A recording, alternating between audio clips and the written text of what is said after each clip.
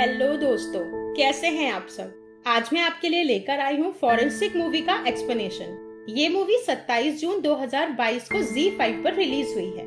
इस मूवी को डायरेक्ट किया है विशाल फ्यूरिया ने और मेन लीड में है विक्रांत मैसी, राधिका आप्टे, प्राची देसाई, रोहित रॉय, सुब्रतो दत्ता और बिंदु दारा सिंह।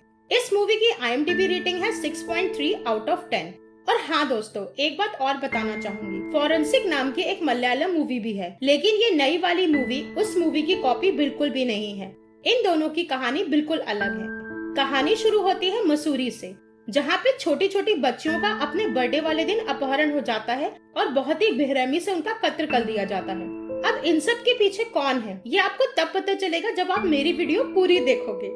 और एक जरूरी बात दोस्तों, अगर अभी तक आपने मेरे चैनल को सब्सक्राइब नहीं किया है तो प्लीज मेरे चैनल को लाइक और सब्सक्राइब करके बेल आइकॉन के बटन को प्रेस कर दीजिए, ताकि आने वाले मूवीज और वेब सीरीज के एक्सप्लेनेशन के नोटिफिकेशन आपको टाइम टू टाइम मिलते रहें। तो चलिए दोस्तों, सीधे लेके चलती हूँ आपको कहानी की ओर। मूवी की शुरुआत में हमको एक प्यारी सी बच्ची के बर्थडे सेलिब्रेशन का सीन दिखाया जाता है और एक बच्चा दूर खड़ा इस फंक्शन को देख रहा होता है। तभी नेक्स्ट सीन में हमको वो बच्चा अपने पिता के हाथों मार खाता हुआ दिखता है और वो बच्चा गुस्से में अपनी बहन और अपने पिता को मार डालता है। फिर सीन कुछ साल आगे शिफ्ट होता है और जगह होती है देहरादून। देहरादून के एक पॉश इलाके में एक लेडी का मर्डर हो जाता है और पुलिस उस मर्डर की मिस्ट्री को सॉल्व करने के लिए फॉरेंसिक एक्सपर्ट जॉनी को बुलाती है। जॉनी की पर्सनालिटी इतनी गजब की होती है कि वो मुर्दों के मुंह से भी सच उगलवाने की कला को बेखूबी से जानता होता है। वो इस मर्डर की मिस्ट्री को चुटकियों में सॉल्व कर लेता है और बताता है कि इस औरत के हस्बैंड ने ही इसको मारा है, क्योंकि इस लेडी के मुंह में मेटाबॉलिक पॉइजन मिला है और ये इस लेडी के हस्बैंड ने इसके टूथपेस्ट में मिला दिया था। और इस लेडी ने जैसे ही ब्रश किया उसके कुछ टाइम बाद ही ये लेडी मर गई। अब हम व्यूवर्स को चर्च का सीन दिखाया जाता है, जहाँ पर आज जेनी नाम की एक बच्ची का बर्थडे होता है। यहाँ पर आन्या नाम की लड़की भी आई हुई थी, जो फॉरेंसिक्स एक्सपर्ट जॉनी की भतीजी होती है। जेनी आन्या को कैंडी देती है। अब एसआई मेघा, जिसका रोल राधिका आप्टे ने प्ले किया है, उनको डंप यार्ड के पास एक बच्ची की लाश मिलती है और दोस्तों वो बच्ची कोई और नहीं बल्कि चर्च वाली लड़की जेनी होती है। यानी कि जेनी का उसके बर्थडे वाले दिन किडनैप हो गया था और उसको बहुत बेरहमी से मार दिया गया था। एसआई मेघा को पता चलता है कि बच्ची की बॉडी को सबसे पहले जस्सू पहाड़ी नाम के एक आदमी ने देखा है और वो मेघा के आने से पहले ही डर कर भाग गया था। मेघा फौरन उसको पकड़कर लाने को बोलती है। अब हम व्यूवर्स को मेघा के घर का सीन दिखाया जाता है। आन्या, जो जॉनी की भतीजी थी, वो मेघा के साथ उसके घर में रहा करती थी। मेघा आन्या को स्कूल ड्रॉप करके पुलिस स्टेशन चली आती है। अब नेक्स्ट सीन में एसएचओ मेघा को अपने रूम में बुलाते हैं और इस केस को इन्वेस्टिगेट करने को बोलते हैं और वो ये भी कहते हैं कि इसमें तुम्हारी मदद फॉरेंसिक एक्सपर्ट जॉनी भी करेगा। इस तरह तुम दोनों जल्द से जल्द क्या पता इस केस को सॉल्व कर पाओ। मेघा एसएचओ के मुंह से जब जॉनी का नाम सुनती है तो थोड़ा परेशान सा हो जाती है, क्योंकि मेघा और जॉनी कभी रिलेशनशिप में हुआ करते थे। एक वजह से वो अलग हो गए थे और वो वजह क्या थी दोस्तों, ये हमको मूवी में आगे पता चलेगा। अब जॉनी और मेघा अपने तरीके से इन्वेस्टिगेशन की शुरुआत करते हैं और सबसे पहले चर्च के सीसीटीवी फुटेज को चेक करते हैं। उस फुटेज में उनको आन्या भी दिखाई देती है, जो कि उस दिन बर्थडे सेलिब्रेशन वाले दिन वहाँ मौजूद थी। सब लोग जब चले जाते हैं तो जेनी अपनी माँ के साथ जाने लगती है और अचानक से जेनी को याद आता है कि वो चर्च में अपनी वाटर बॉटल भूल आई है। वो अकेले ही अंदर वाटर बॉटल लेने जाती है। तभी उसको चर्च के बैक डोर पर किसी को हाथ हिलाते दिखाया जाता है और उस डोर की तरफ जाते ही जेनी गायब हो जाती है। जॉनी और मेघा को यह तो पक्का यकीन हो गया था कि जेनी मर्डरर को पहले से जानती थी। अब नेक्स्ट सीन में हमको जॉनी और उसके भाई को दिखाया जाता है। अभय घर में अकेला रहता था। उसने एक हादसे में अपनी बेटी और पत्नी को खो दिया था। अभय की दूसरी बेटी आन्या मेघा के साथ रहती थी, यानी आद्या मेघा की बड़ी बहन की बेटी थी। यहाँ पर हमको पता चलता है कि मेघा को लगता था कि अभय की लापरवाही की वजह से उसकी बहन दिव्या और बड़ी नीस आद्या की डेथ हो गई थी। जॉनी अब लैब में जेनी की खून लगी हुई फ्रॉक को एग्जामिन करने लगता है और फिर वो उस जगह पर जाता है जहाँ पुलिस को बॉडी मिली थी जेनी की। फिर वापस से लैब आकर एक डमी के ऊपर वो एक्सपेरिमेंट करने लगता है कि जेनी को कैसे मारा गया था। वो किलर की मानसिक हालत को समझने की कोशिश करने लगता है। अब वहाँ पर मेघा आ जाती है तो वो मेघा को बताता है कि हत्यारे ने जेनी को 9 बार चाकुओं से गोदा था और किलर बाएं हाथ से काम करता है। अब जॉनी और मेघा चर्च के बैक गेट पर पहुँचते हैं, जहाँ से जेनी गायब हो गई थी। वो लोग कुछ दूर चलते चलते एक जंगल की तरफ पहुँचते हैं, जहाँ पर उनको एक गुफा मिलती है। उस गुफा की हाइट करीबन 4.5 फीट होती है। जेनी उसी टनल से होते हुए जंगल के दूसरे साइड निकली थी। वहाँ पर डंप यार्ड था। किलर ने जेनी की बॉडी को दीवार की दूसरी तरफ फेंकने की कोशिश की होगी, जिससे कि दीवार पर लगी हुई कील की फेंस जेनी के गले में लग गई थी। ये लोग समझ जाते हैं कि किलर की हाइट करीबन 4.5 फुट से ज्यादा नहीं है, या हो सकता है कि किलर कोई बौना हो। अब यहाँ पर मेघा को अचानक से याद आता है कि चर्च की सीसीटीवी फुटेज में उसने एक बौने को देखा था, जो कि वहाँ पर साफ सफाई कर रहा था। अब मेघा फौरन अपने कांस्टेबल से कहती है कि पता करो ये बौना आदमी कौन है। मेघा को पता चलता है कि वो आदमी चार्ली है। वो लोग फौरन चार्ली को पकड़ने के लिए निकलते हैं, मगर चार्ली वहाँ से भागने लगता है। किसी तरह से पुलिस वाले मेहनत करके उसे पकड़कर ले आते हैं। उधर नेक्स्ट सीन में हमको डॉक्टर रंजना का घर दिखाया जाता है, जो कि एक मनोचिकित्सक थी।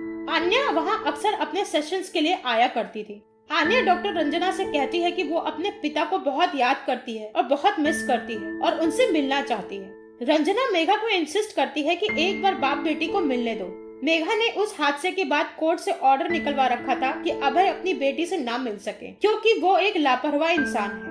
अब कहानी फ्लैशबैक में आती है और हम व्यूवर्स को दिखाया जाता है कि अभय अपनी पत्नी और दोनों बेटियों के साथ एक मेले में होता है। अभय की बड़ी बेटी आद्या गायब हो जाती है। बहुत ढूंढने पर आद्या की लाश खाई में मिलती है और इस सदमे को दिव्या बर्दाश्त नहीं कर पाती और जहर खाकर सुसाइड कर लेती है। मेघा अभय को ही दोषी मानती है कि तुम्हारी लापरवाही की वजह से मेरी बहन और मेरी नीस की जान गई, इसलिए वो आन्या को अपने साथ ले आती है। और यही वजह थी दोस्तों जिससे मेघा और जॉनी भी दूर हो गए थे।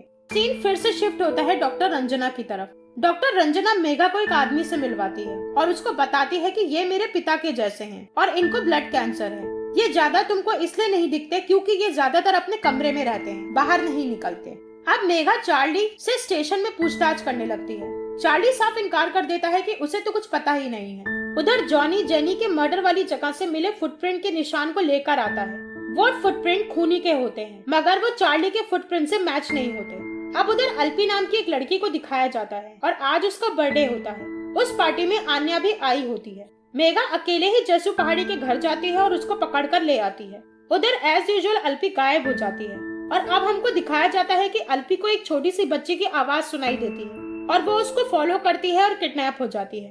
अब अल्पी एमएलए की बेटी होती है तो पूरे देहरादून पुलिस की खटिया खड़ी हो जाती है और कैसे भी करके अल्पी को ढूंढकर निकालो का आदेश जारी कर दिया जाता है। सारी पुलिस टीम फॉरेंसिक वाले अल्पी को ढूंढने में लग जाते हैं। जॉनी को एक खून से बना हुआ फुटप्रिंट मिलता है, यानी कि खूनी के दाहिने पैर में चोट लगी थी। अब नेक्स्ट सीन में Johnny, forensic team, Megha, SHO सबको बताता है कि किलर का वेट 40 किलो है और किलर कोई और नहीं 10 या 12 साल का मेल बच्चा है।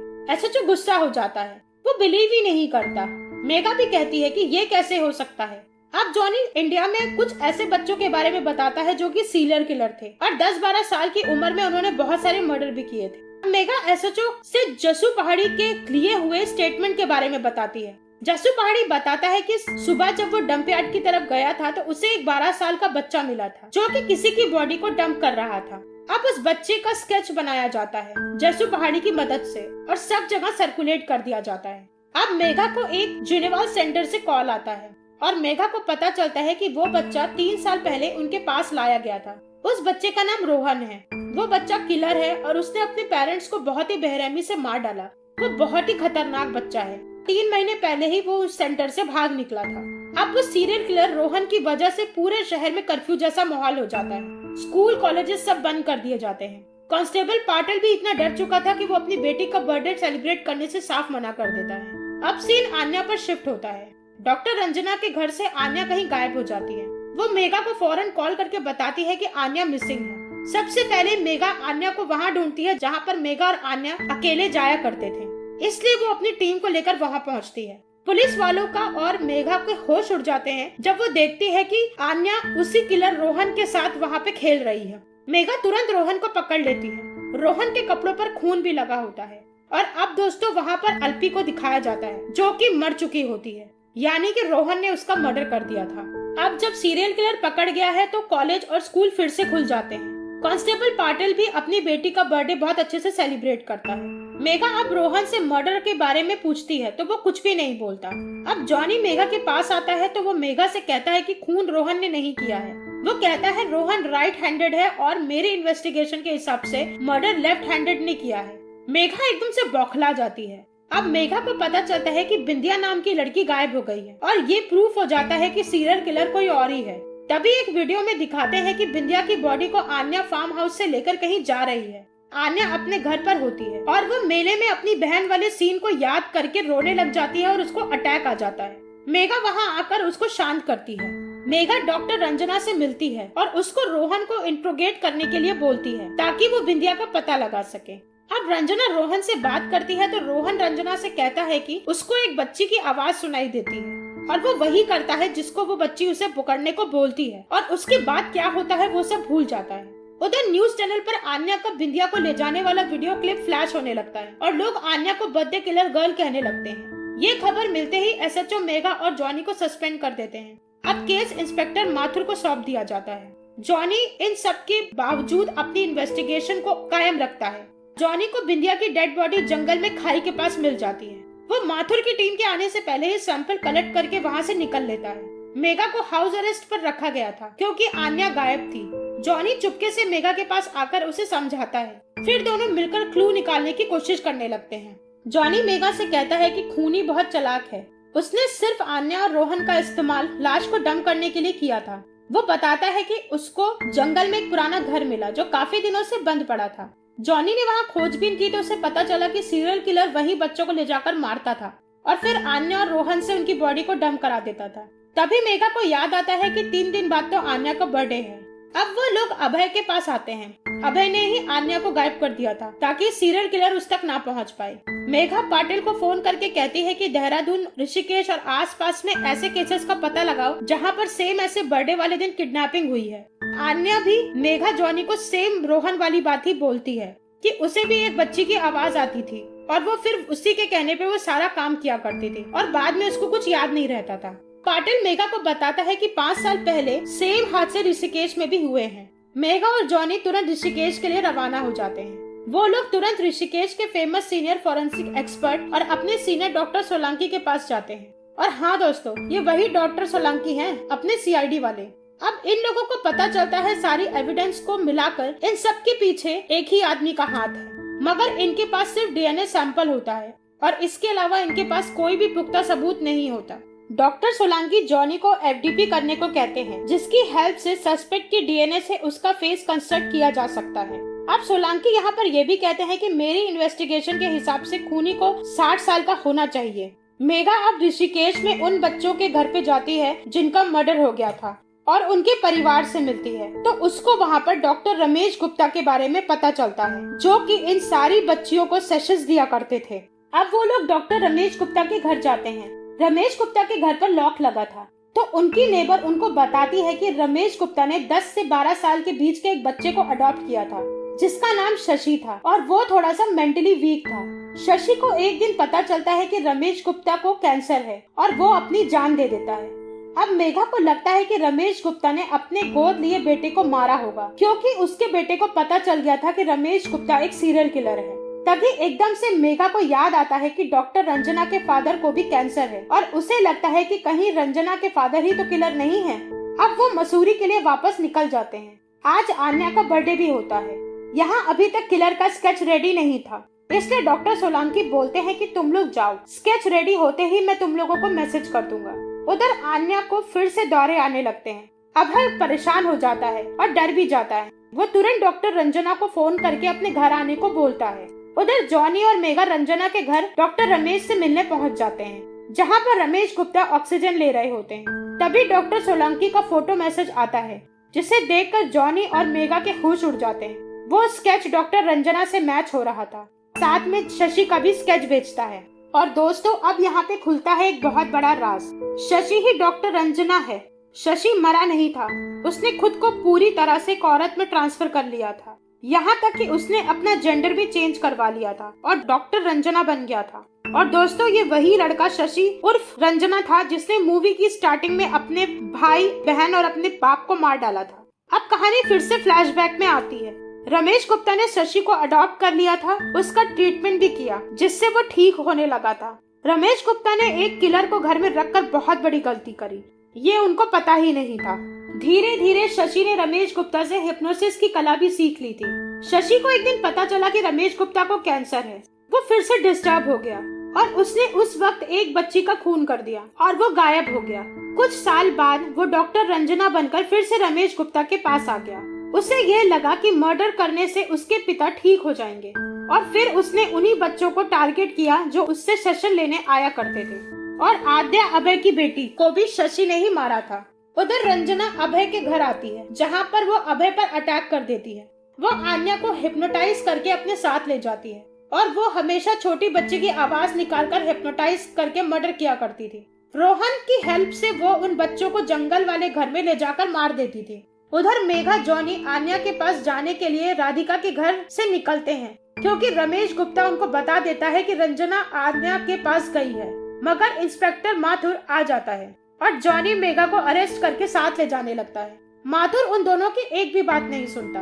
तभी जॉनी के पास अभय का कॉल आता है और वो बताता है कि डॉक्टर रंजना ने उसको मारा और आन्या को अपने साथ ले गई। माथुर तुरंत पाटिल को अभय के पास भेजता है ताकि वो उसे हॉस्पिटल में एडमिट कर सके और जॉनी मेघा के साथ जंगल वाले घर की तरफ जाता है। डॉक्टर रंजना आन्या को मारने वाली होती है तभी वो सीसीटीवी फुटेज में इन तीनों को आता देख लेती है। वो यह मर्डर इसलिए करती थी क्योंकि उसको उन बच्चों से बहुत जलन थी जो कि अपने पिता से खासकर जुड़े हुए थे। उसको अपने पिता का प्यार कभी नहीं मिला और जब उसको मिला डॉक्टर रमेश गुप्ता के रूप में तो उसे ये पता चला कि रमेश गुप्ता को कैंसर है और वो भी बहुत जल्द मरने वाला है। इसलिए वो इतना डिस्टर्ब हो गया कि बच्चों का मर्डर करने लगा।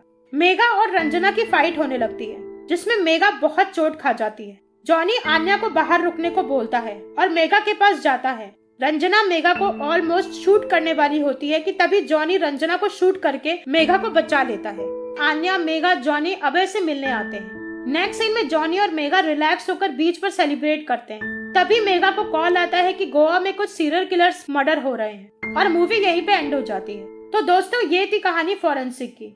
आपको कहानी कैसी लगी प्लीज हमें कमेंट बॉक्स में जरूर बताइएगा। बहुत मेहनत लगती है पूरा वीडियो बनाने में, इसलिए हमको आपके प्यार और अप्रिसिएशन की बहुत जरूरत है। प्लीज हमारे चैनल को लाइक, शेयर और सब्सक्राइब जरूर करिएगा और बेल आइकॉन के बटन को प्रेस कर दीजिएगा।